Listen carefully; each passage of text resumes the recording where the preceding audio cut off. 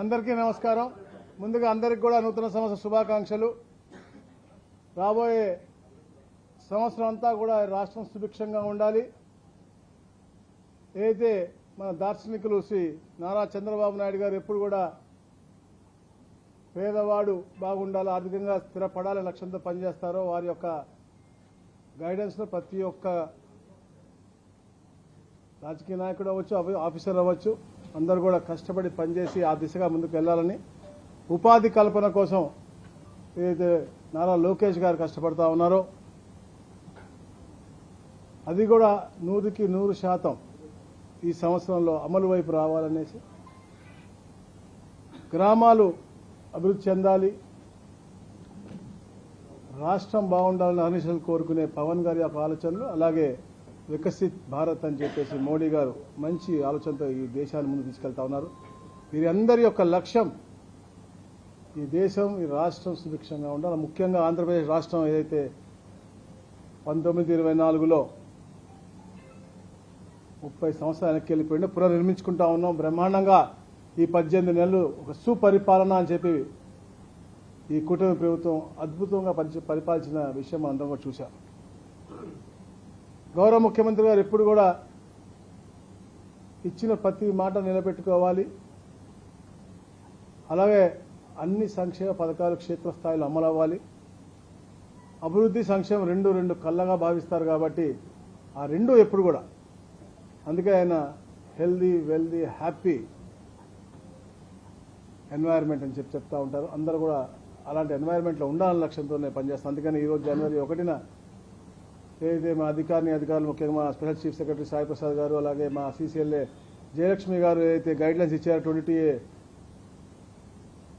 నుంచి తీసేయటానికి, నిషిద్ధ జాబితా నుంచి తీసేయడానికి ఇవ్వాల్సిన 9 అంశాలు ఇచ్చారు. దాంట్లో 5 అంశాలు ముఖ్యంగా ఏదైతే ప్రైవేట్ భూముల్లో ఉన్నా కానీ, స్వతంత్ర సమరయోధులు లేకపోతే సైనిక ఉద్యోగస్తులు ఎవరైతే ఉంటారో వారికి ఏదైనా ఒక్క డాక్యుమెంట్ ఉన్నా కానీ, లేకపోతే ఏదైతే సైనిక ఉద్యోగుల రిజిస్టర్ ఉంటుందో దాంట్లో మాజీ సైనికుల రిజిస్టర్ ఉన్నా కూడా తప్పకుండా 22A తీసేయాలని చెప్పేసి, అలాగే ఏదైతే 18/6/1954 కంటే ముందు ఇచ్చినటువంటి అసైన్ భూములు వెంటనే తీసేసేయాలని చెప్పేసి, ఇట్లా పలు అంశాలపైన చర్చించి ఏదైతే తీశారో 5 అంశాలు కూడా మేము 22A నుంచి ఇమీడియట్ తీసేయమని చెప్పాము. ఏదైతే ఒక సర్వే నెంబర్లో కొంత భూమి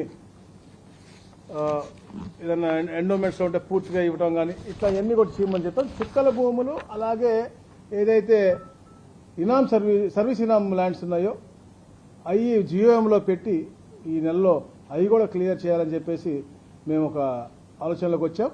ఎందుకంటే అవి జియోఎంలో ఉన్నాయి, డిస్కషన్లో ఉన్నాయి కాబట్టి, ఫైనల్ స్టేజ్లో ఉన్నాయి కాబట్టి అది దాని ద్వారా రావాలనేసి. అందుకని 9లో 5 ఈరోజు మేము సంతకం పెట్టి ఒక మంచి ఆలోచన ఇచ్చాము. దాని తర్వాత మిగతావి కూడా అంటే 22Aలో ఏ ప్రైవేట్ భూమి కానీ ఏదైతే ఉన్నాయో ఏది కూడా ఉండటానికి వీలు లేదు అనే లక్ష్యంతోనే ఈ యొక్క కార్యక్రమం ఈరోజు చేయడం చాలా ఆనందదాయకంగా ఉంది. అలాగే ముఖ్యంగా ఎక్కడ ఎలాంటి అన్సెటిల్డ్ విలేజెస్ ఉన్నా కూడా వాటిపైన అధ్యయనం చేసి వాటిని రిజాల్వ్ చేసే మార్గంలో, ఎందుకంటే సంక్రాంతికి తిరుపతిలో శెట్టిపల్లి అని ఒక ప్రాంతంలో ఒక మంచి కార్యక్రమం జరగబోతున్నాం.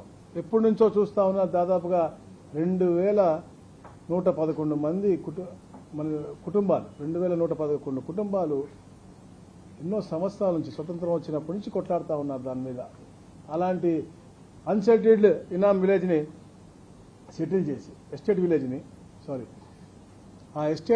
సెటిల్ చేసి వాళ్ళతో 10 మార్లు అందరు కూడా అధికారులు మేము సైతం అందరం కూడా కూర్చుని సాల్వ్ చేసి ఒక మంచి ల్యాండ్ పూలింగ్ సిస్టమ్ తీసుకొచ్చాం. గౌరవ ముఖ్యమంత్రి గారి దృష్టికి తీసుకెళ్ళినప్పుడు అద్భుతమైనటువంటి కార్యాచరణ తప్పకుండా చేయండి, రాష్ట్రంలో కూడా ఎక్కడైనా లాంటి సమస్యలు ఉంటే వెంటనే పరిష్కరించాలని చెప్పేసి, అలాగా ఎవరికైతే రెసిడెన్షియల్ ప్లాట్లో వాళ్ళు ఉన్నారో వాళ్ళకి 50-50%గా, అలాగే 70-30 ఫర్ అగ్రికల్చర్ ల్యాండ్ కింద పెట్టి తద్వారా వచ్చే ల్యాండ్లో 65 ఎకరాలు తుడాకిచ్చి దాని ద్వారా ఆ ప్రాంతం అంతా అభివృద్ధి చేసే విధంగా 90 ఎకరాలు గవర్నమెంట్కి వచ్చే విధంగా, అంటే విన్ సిచ్యువేషన్లో ఒక అద్భుతమైనటువంటి కార్యాచరణ. అంటే పేదవాడు ఎప్పుడు ఇబ్బంది పడకూడదు, వాడు నివసిస్తున్న భూమి వారికి హక్కు కల్పించే విధంగా ఈ యొక్క కార్యక్రమం చేయడం జరిగింది.